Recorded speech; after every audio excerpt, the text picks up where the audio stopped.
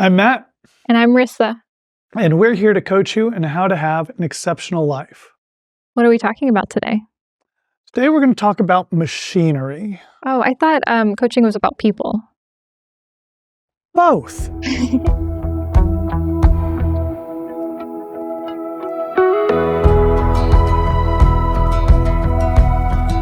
So machinery. Mm-hmm. One of the things I think often gets forgotten by people Mm-hmm. is that we are not unique on this planet. We have the same amygdala, we have the same brainstem, we have the same automatic fight-flight reactions that almost all animals do. Right. But we think that being a human being, we are above that. We're above our feelings, we're above our thoughts, we're above our instincts. And it's simply not true. We have machinery, automaticity inside of us that regulates a vast majority of our systems.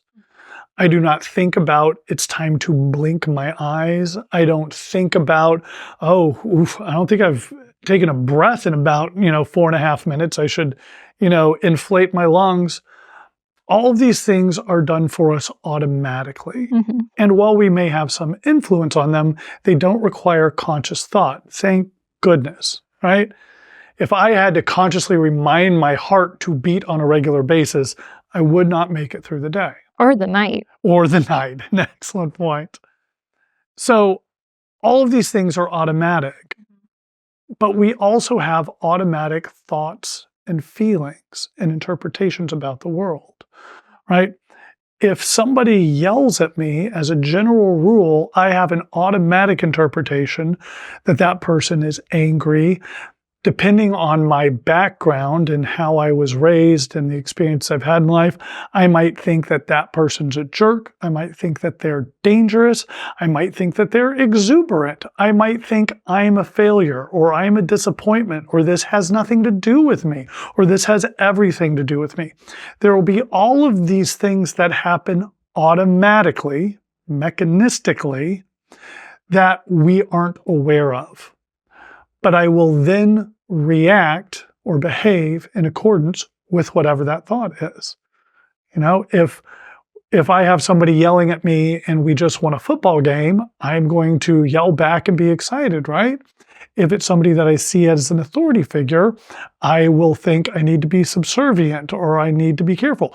Or for some people, if it's somebody that thinks they're an authority figure and they raise their voice with me, that is my moment where I need to assert my authority. Yeah. And we're not present to most of these thoughts. They just happen. Yeah.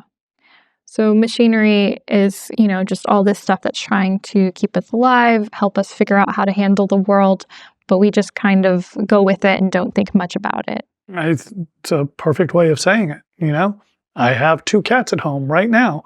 When I left them, one was curled up in a couch, one was curled up in a hammock, and they had no cares in the world.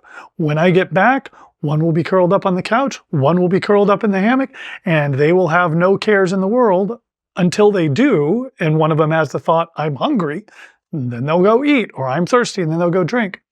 At no point do they sit there and contemplate, am I really fulfilling on the potential of being a cat? What would the tigers think about me and what I've turned into? Have I sold out, on myself? They don't think about any of those things. They have a thought, they act on it. That's it. It's all mechanistic. Mm-hmm.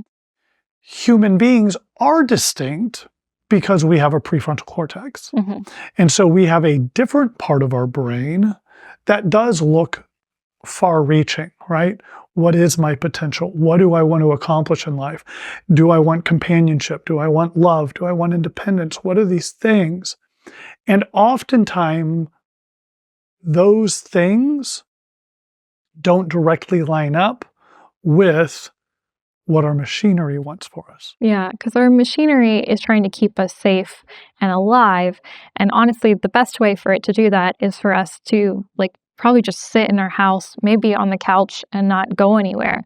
That is about as safe as you can get. It's perfect. That is, right? Our brains only care about safety and survival. Yeah.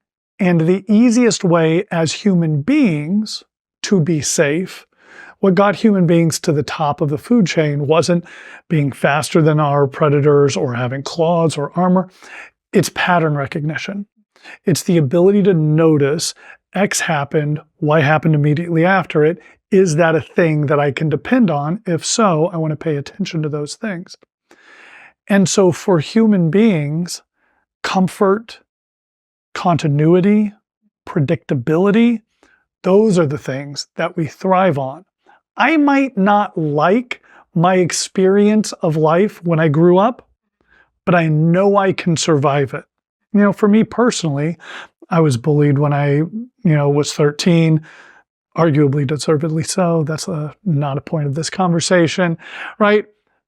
But I felt very alone. Mm-hmm. I still automatically often feel alone in life. My brain tells me you're not wanted. That's not a bad thing. It's not a good thing. It's not a right thing. It's not a wrong thing. It's a regular thing that happens because I know how to deal with that experience. I might not like it, but I won't die from it. Why? Well, because I haven't died from it in the past. That predictability is vital for our machinery. And so maybe like your machinery might tell you something like you're alone, no one will love you, but that's also very safe. You can't be hurt by that because you've already experienced that. It's a perfect example, right? I don't have to care about you because I know you don't care about me. So I will go through relationships with one foot out the door. I mean, I do love you and I do care about you, right? But if I already know you're going to leave, I should be figuring out who I want to love and care about next for when that time happens, right? But of course, that experience for you in the relationship, as you want to leave, becomes a self-fulfilling prophecy for a lot of people.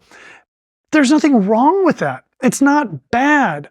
It's just automatic. It's mechanistic. And for most of us, most of the time, by which I mean 99.999% of us, 99.999% of the time, it goes unnoticed. This is just the way that I am. No, my cat is just the way my cat is. Human beings have a huge variety. You can be anything you want to be in any moment, but the first step is noticing the mechanistic way a person is thrown to be. Yeah, definitely. So, sitting on your couch and like being safe, that is a perfectly acceptable way to live. You're going to be fine. You're going to be super safe. The question then is not that is that right or wrong. It's that what you want. Is that the way you want to experience your life? Same with like that machinery of saying you're alone, no one will love you. That could be a safe way to live. No one's going to break up with you or hurt you if you live that way. And is that the way you want to live your life? Is that a way that will spark joy and give you meaning and fulfillment? It's just perfectly said. That really is what it comes down to. And that is the struggle for human beings, is this pull from our machinery wanting to keep us safe and what I tell people to call self, spirit, soul, whatever the word for you is, right? That is distinct from the machinery that wants things like recognition, love, companionship, generosity, insert your word here. Those two things are often at odds with each other. And so we get angry at the machinery, right? I wish I didn't have those thoughts. I wish I never felt that way. And I have people who, when they do an introductory call with me and they're like, great, I just want to never have those thoughts anymore. And I'm like, I can't do that, right? As far as I know, those thoughts stop one time. It is permanent, and that's not what we're aiming for. It is the human condition that if we can't get to sleep at 3 a.m., it's not because our brain is telling us, you're so wonderful. I know, brain, but we got to get up early. We got the big presentation, but the presentation's going to go so well. We should be celebrating right now. Nobody I've ever met has that experience, right? Their brain is telling them, Oh, remember in the second grade when you had to stand up in front of the class and everybody laughed at you because you couldn't pronounce marsupial or whatever it is? Our brain keeps us up by telling us our failures, the things to avoid, make sure you don't die. This is not the truth, but I do assert if I and you are in a cave and there is a rustling in the bushes 10,000 years ago, and one of us thinks it's a rabbit, it's dinner, and one of us thinks it's a saber-toothed tiger, we're dinner, right? There's a very big argument that's about to happen because survival is at stake.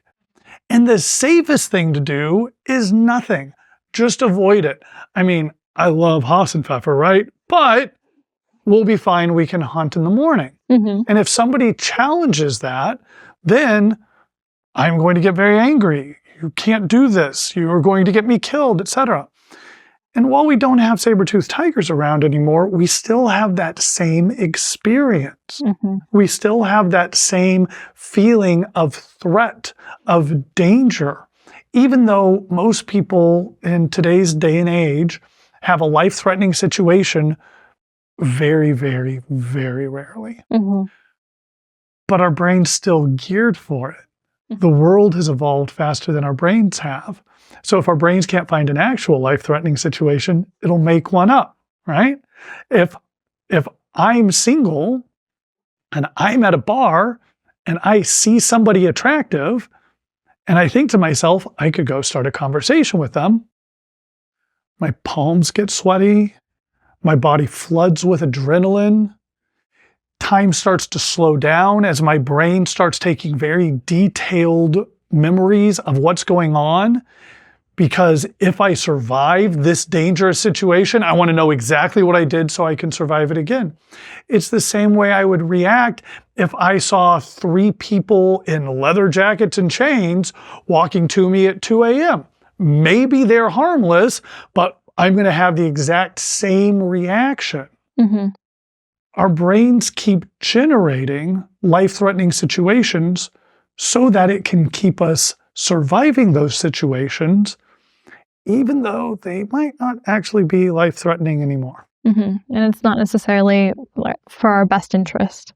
It's just a safe interest. Yes, exactly. I love the way you phrase that, right? What is our best interest? Well, I'd like it to be whatever somebody wants it to be, but most of the time we don't actually take the time to figure that out. We start working within our constraints, right?